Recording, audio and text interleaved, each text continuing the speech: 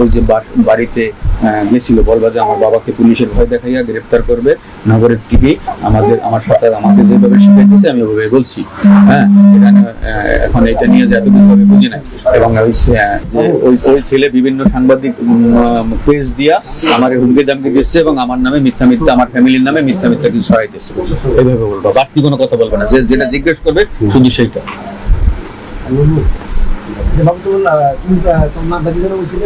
অনামিক আক্তার জুই।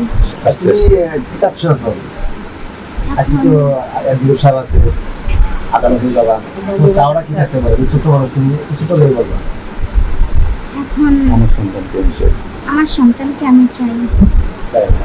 হ্যাঁ, তুমি তোর সন্তানকে চাও, তুমি ছোট বাবু, তুমি বাবু, সেগুলো বাবু।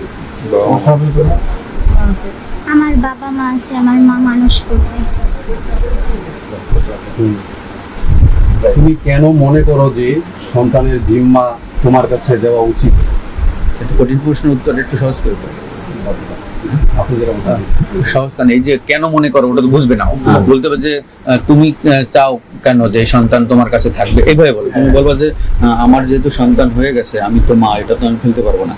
হ্যাঁ, আমি আমার মা আছে, আমার বাবা আছে, সবাই মিলে আমার সন্তান মানুষ করব, আমি তাকে স্বামী হিসেবে মানি না, স্বামী হিসেবে মানি না, জোর করে করছে, এটা বলবো।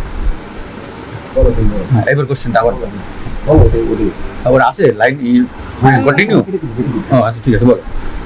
আমার সন্তানকে আমি চাই, যেহেতু আমি একজন মা, তার জন্য আমি তো আমার সন্তানকে ফেলতে পারবো না। আমি ছোট মানুষ, আমার বাবা মা আছে, তারাই পারবে।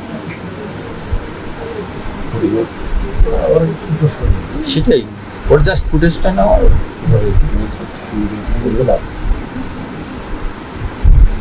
তারপর তুমি কি নাগরিক